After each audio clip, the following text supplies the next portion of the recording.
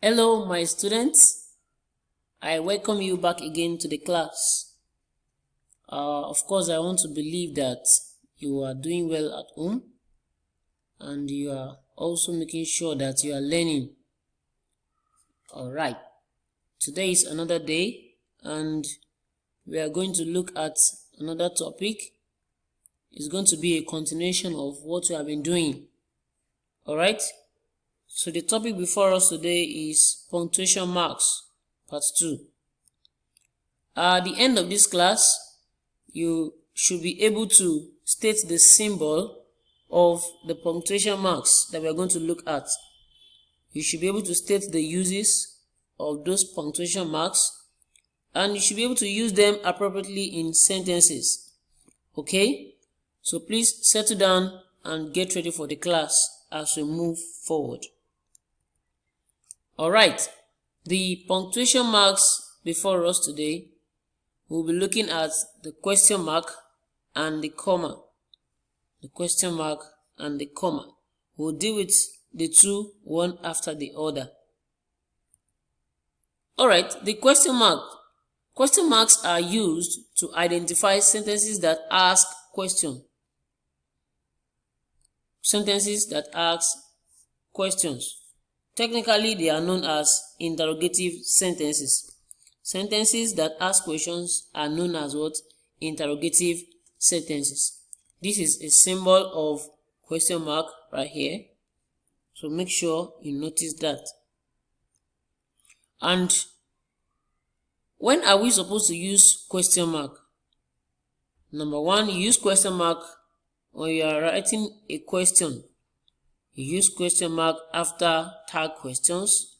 We use question mark after interrogative sentences and also after multiple minor questions. Alright? We will look at these four aspects one after the other. I hope you are following me.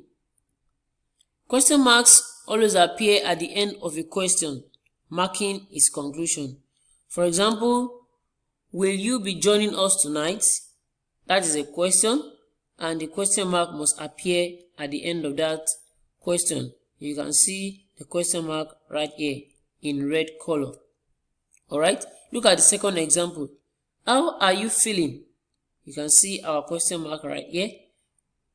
This weather is wonderful, isn't it?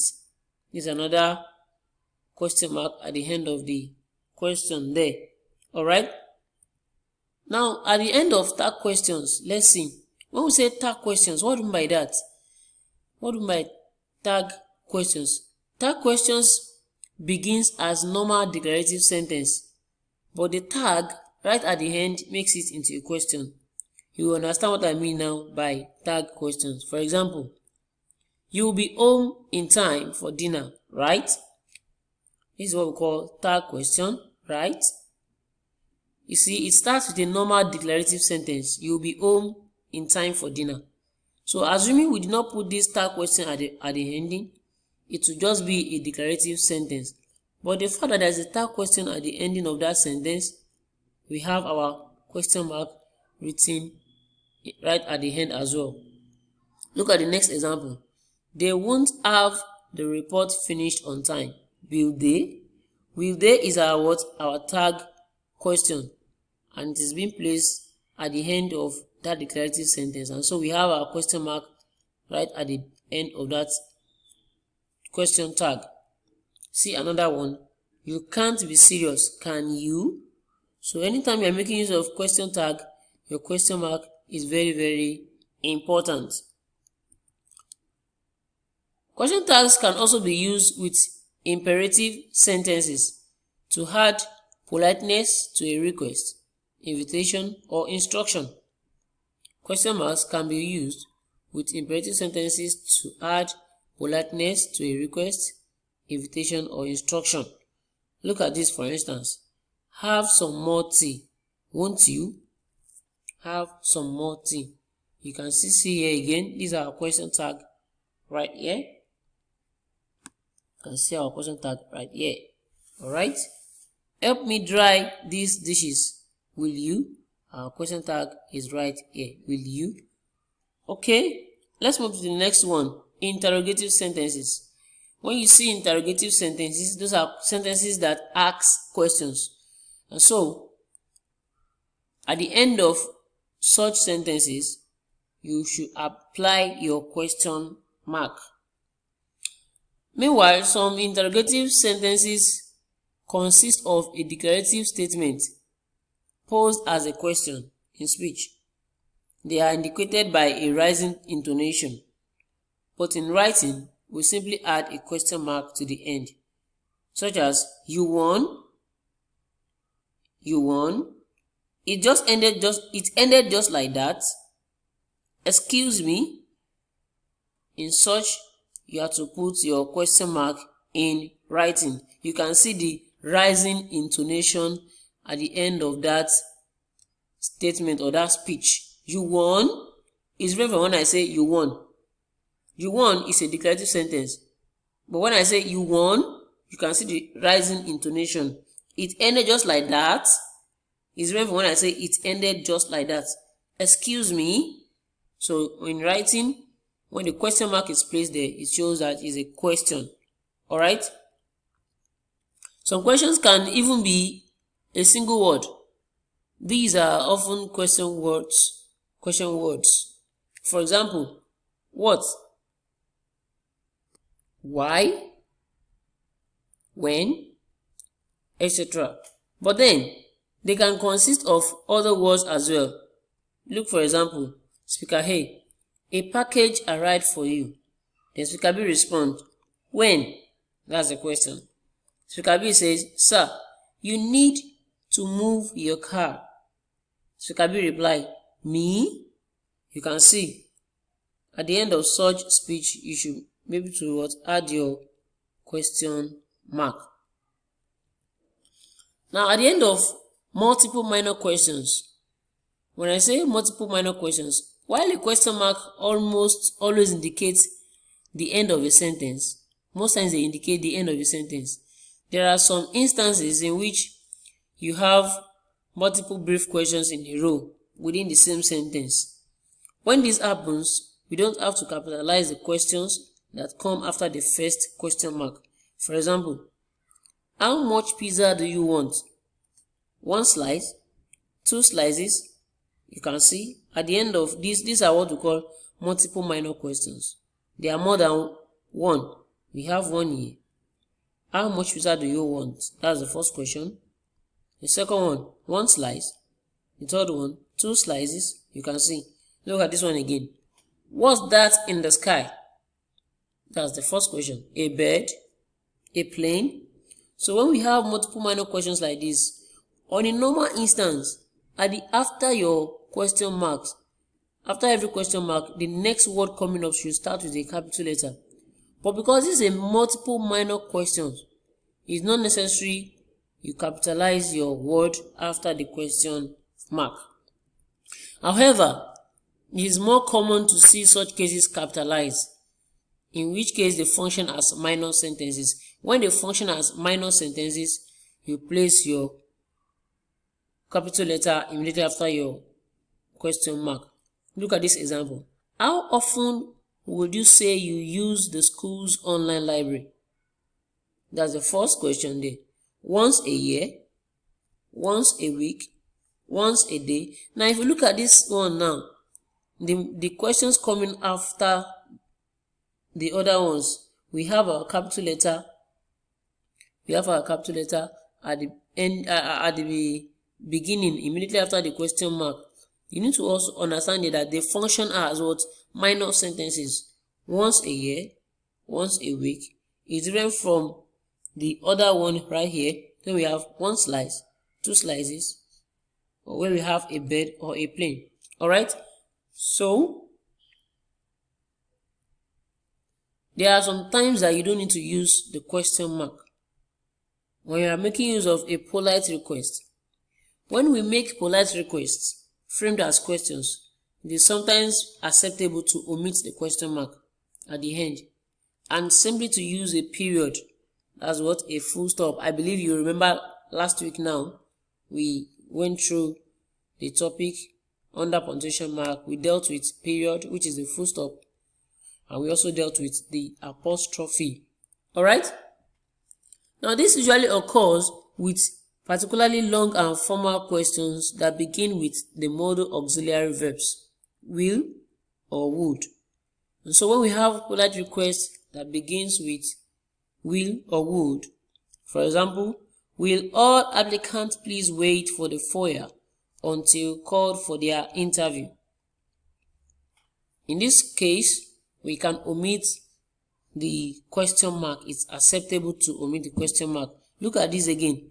Would any students who have not received their results please report to the principal's office as soon as possible? It's a question, but you can as well omit the question mark in this case. It is acceptable. Another one, when you're asking indirect question, there are many cases in which a declarative sentence expresses uncertainty or indecision. These are known as indirect questions. In such situations, do not use the question mark in situations of indirect questions. Look at this, for example. I was wondering if you would like to get some dinner after work. It's actually a question, but it's an indirect question. So you don't need your question mark in this case. I was wondering if you would like to get some dinner after work. And you now add your question mark, it will be wrong. It will be very, very wrong to add question mark in this case. Look at this. I'm curious whether it will be sunny this weekend. You are trying to ask an indirect question. You are asking a question, but in an indirect way. You don't need your question mark in this case, and so we'll mark it correct. But look at this. I'm curious whether it will be sunny this weekend. Can you say, I'm curious whether it will be sunny this weekend? It doesn't sound well. It's an indirect question, so you don't need your question mark. Alright? Now let's go to the next punctuation mark, the comma. The comma is one of the most commonly used punctuation marks in English. It's one of the most commonly used. And you need to understand one thing about this comma. Commas are the same in appearance as apostrophes. That should bring your mind again back to what we did last week. Apostrophes. Now, the only difference between commas and apostrophe is that commas are placed on the bottom line of the text in the same location as the full stop. Look at this full stop right here. You can see where the full stop is. That's exactly where you place your comma. Alright? And now if you look at the difference in location, look at my comma right here. You can see the location is just below the bottom line of our text right here. And look at our apostrophe. Apostrophe is standing on the upper side. So in such case, if a comma were to be placed here, you can see where the comma is right here. Alright? Let's move on. Now, why a period ends a sentence? Can somebody tell me what I mean by period? Yes, you. What do you mean by period? That's good. You got it right. That's full stop. Full stop is also referred to as what? Period. That means you remember what we learned last week. Alright? So, while a period or a full stop ends a sentence, a comma indicates a smaller break. A smaller break when you're making a sentence. Some writers think of a comma as a soft pause. Yes, it's a soft pause. A punctuation mark that separates words, clauses, or ideas within a sentence. It separates words, clauses, or ideas within a sentence. Generally speaking, commas are used to connect two or more elements in a sentence. They are used to connect two or more elements in a sentence. But the way in which they do this varies widely, depending on what these elements are and how they are arranged in sentence. Now let's look at the first one. A comma is used in joining independent clauses. When we link two or more closely related independent clauses together to form a compound sentence, we usually do so by adding a comma. You add a comma followed by a coordinating conjunction. Very, very important. When you are joining two independent clauses together, you do so, you add your comma, and after the comma, it is definitely being followed by what? A coordinating conjunction, such as and, but, or, so, for, nor, or yet. Okay? Now, for example, the family moved into the new house, comma, you can see our comma right here, and it's being followed by what? A coordinating conjunction, and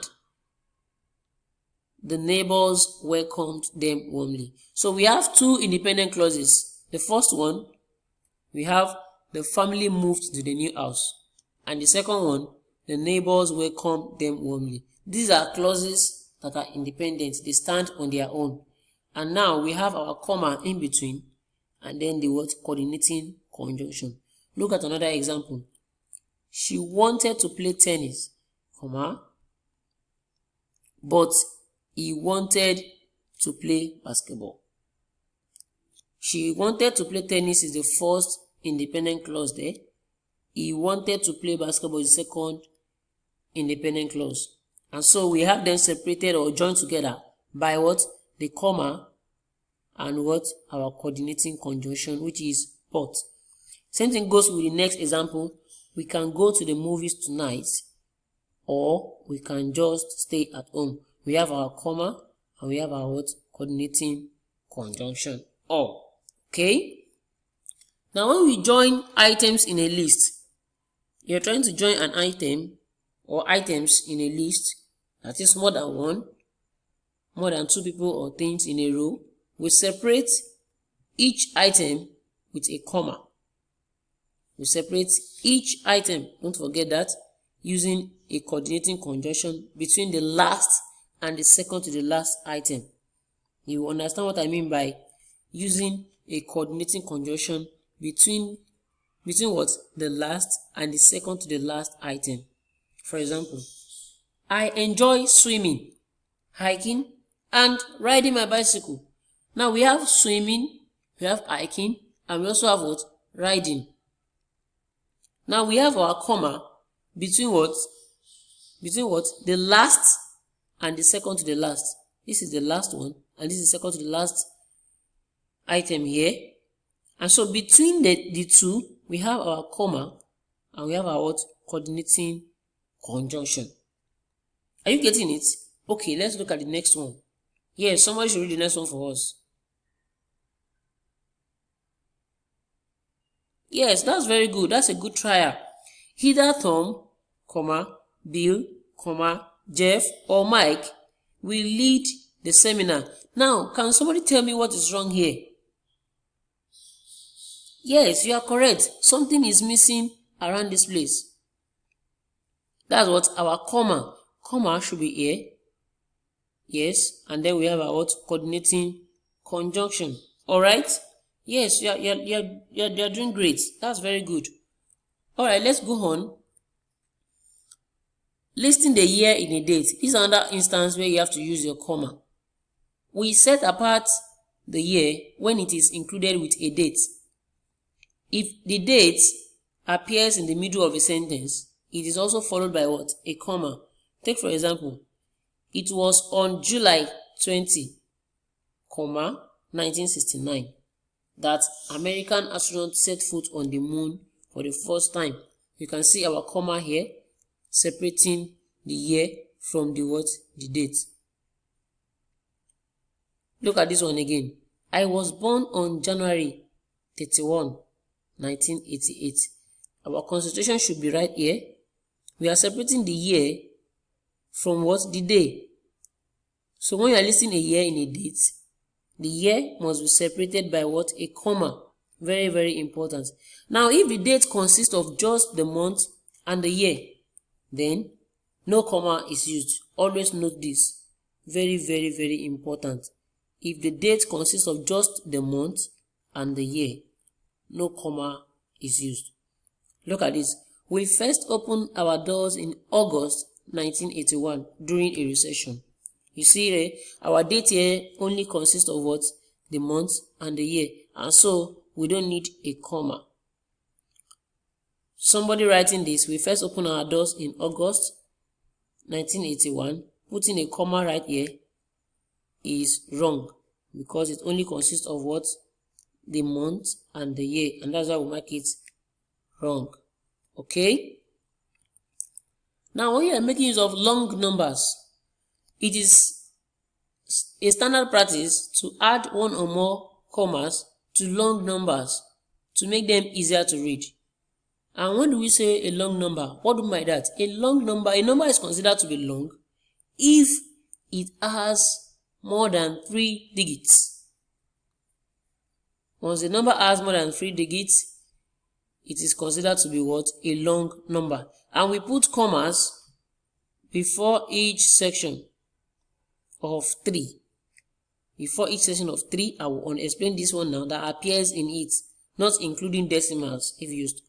Now, for example, just over 2,000 students attend the private university. Now, look at this. Look at this number here, 20,000. 20,000. Now, I made mention of 3. What I mean by this is not this. No, it's in counting 1, 2, 3. So immediately after this 3, we have what? Our comma right here. Okay, look at another example. I can't believe you won $1,500 in the lottery. Now look at it again. If you count 1, 2, 3, 3 digits, then we have our comma right here separating the number. Okay, look at it again. In 2011, the population of England was 53 million. Can you see it here? 53 million and 12,456. Okay, now you can see here we have the very long number here. We have 3 digits. After 3 digits number, we have our comma, and then after another 3 again, we have our comma. It is very, very important to make sure that you note all these things as we make use of our punctuation mark in writing. Okay, we have come to the end of today's class, and I believe that you have learned something new again. So make sure you practice these question marks and the comma in your notebook, and make sure you keep to the rules and the regulations. So the assignment before you, question marks are used with what kinds of sentences? You need to find out what kind of sentence do we use a question mark with. Find out that and give me the answer. Use the question marks appropriately in 2 sentences. So form 2 sentences and make sure you place your question mark in the right place. The next one, what must be used with a comma to join 2 independent clauses? Find out what are we supposed to use with a comma to join 2 independent clauses. And number 4, the last one, use the comma appropriately in 2 sentences. So form 2 separate sentences and use the comma. You submit your answers to the following email. Make sure you copy out the correct email when you are writing. Okay? I wish you a very nice day. Thank you for being part of this class. See you next time.